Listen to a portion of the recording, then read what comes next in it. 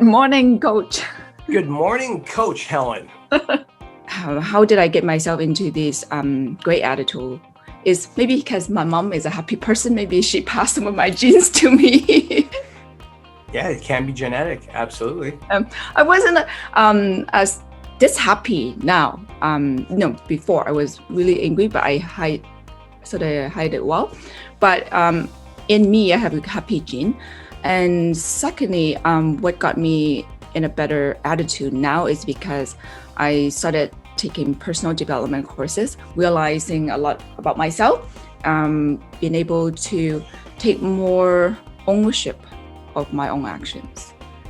And then third is surround myself with people who are positive. So that's what got me to have good attitude these days. So today I want you to share with my ladies, how did you develop a positive attitude? How did I develop a positive attitude? I think it's a great topic, and I'm glad you're talking about it.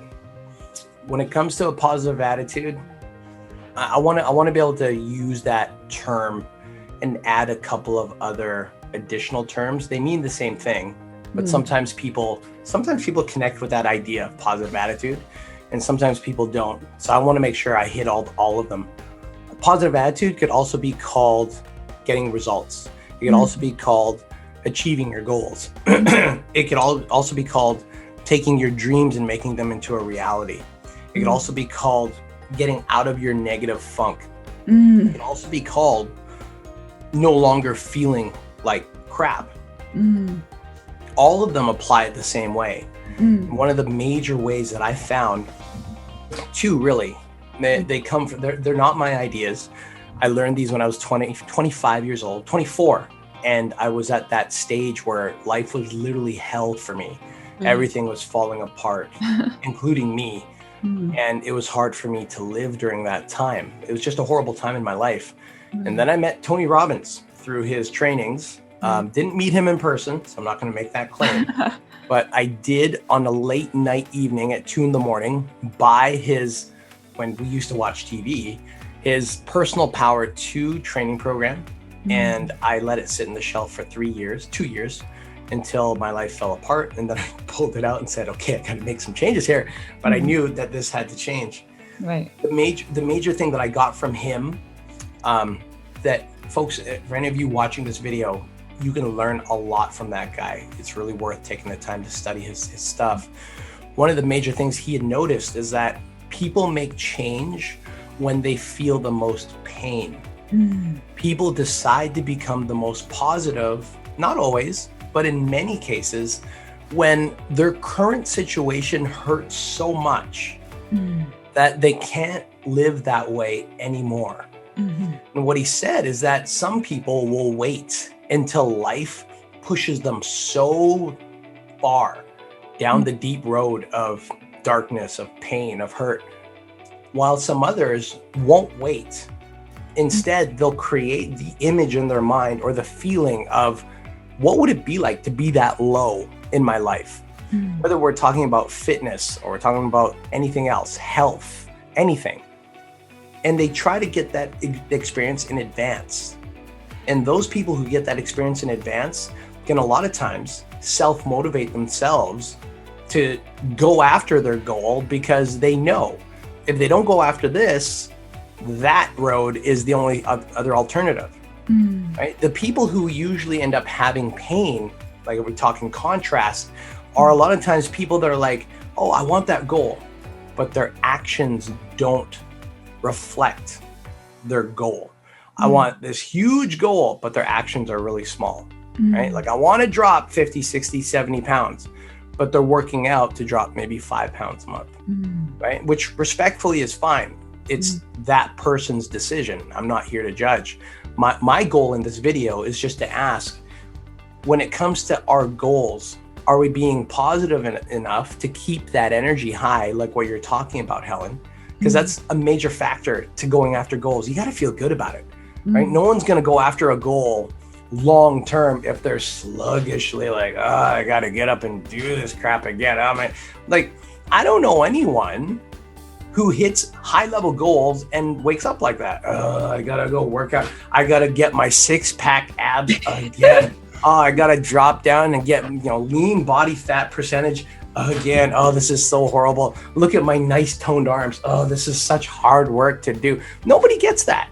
Nobody gets goals like that. If they do, it doesn't stay.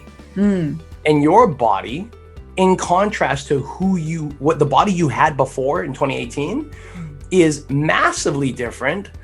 Folks at home watching, I know you've probably Googled Helen a lot, and you've probably noticed there's not a lot of her before photos and videos. So please don't assume, oh, she didn't change that much. She's always been skinny. Well, you should know that her problem areas were areas she would not allow me to record for her. That's why, and it's okay because a lot of us are afraid to. It's okay, it's common. But that's why, folks at home, when you Google her, you're not gonna see a lot, okay? But I've been her coach since 2017. I know what kind of challenges she's had to undergo. And it's a dramatic change, dramatic.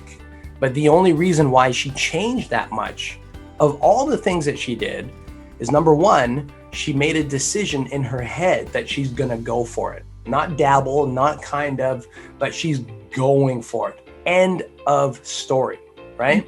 Commitment. The word commitment itself means to decide. The word decide means to cut off all other options, which is exactly what Helen did. And through that decision of, I'm gonna go after my goal, positive attitude ends up coming, which leads me to the second part, and it's super fast. I just wanna close off with this. Everyone becomes happier when they progress. Yes. Everyone becomes happier when they progress. The people who can look at themselves today and look at themselves even as last year and be like, wow, I'm a little better this year than I was last year. And I'm a little better this year than I was 2 years ago and 3 years ago. And I'm always evolving in some area of life. Those are the people that are generally the happiest. Why? Because they're giving themselves something to look forward to. The people who are the unhappiest that I met are the ones that are like year after year. Oh, it's the same. How's it going? Same. Yeah, what's new? Nothing. Okay, well, that's great. Yeah, it's wonderful. Or worse. Hey, how's it going? Oh, so bad. And you see them 6 months later. Hey, how's it going? Oh, it's getting worse. Like, oh my God, man. Like, geez. I know what you're talking about. I totally do. Sometimes it's quite sad when you call some friends up. Every time you call them, oh, how are you doing? Oh, you have no idea. All you hear is negative from them sometimes. Right. And that's painful to be around. And you know what? It's painful to experience. I know it is. I mean, I couldn't see it before because I was so negative. Right? So all I see is negative. So when you move to the other side, being positive, then you started to recognize what is negative. So right. Well, that's one thing I developed. Right. No, I'm glad that you did. And now we can get all the other ladies to do that too. Yeah. So in closing, if you want to build that positive attitude, or if you want to bring your attitude to another level, you only need two things. Number one, you need the ability to go after a goal. Have something that's important to you. Forget what everybody else thinks. Okay. So I want to say that real quick, because sometimes people pick goals and they go, oh, what are my friends going to think? What's my family going to think? What's my spouse or my kids going to think? What are my coworkers going to think?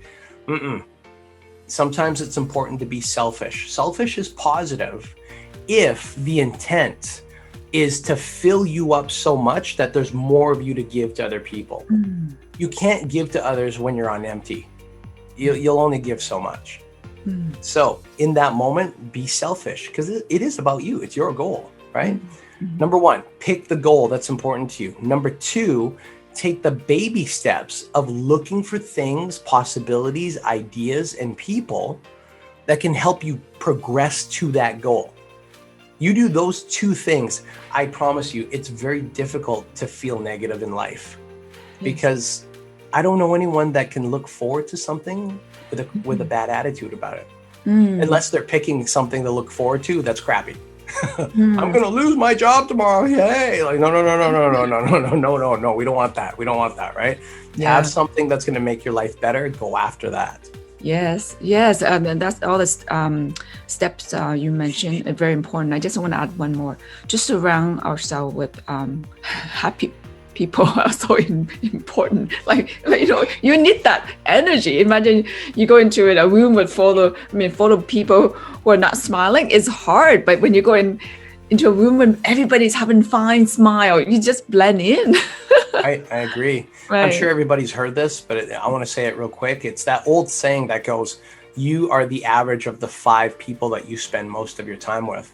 Right. So if you're unsure of what your future is, right. all you got to do is look at who are the 5 that you're spending time with. Right. Look at their health, look at their wealth, look at their relationship with themselves, right. their relationships with other people, and look at how they're growing.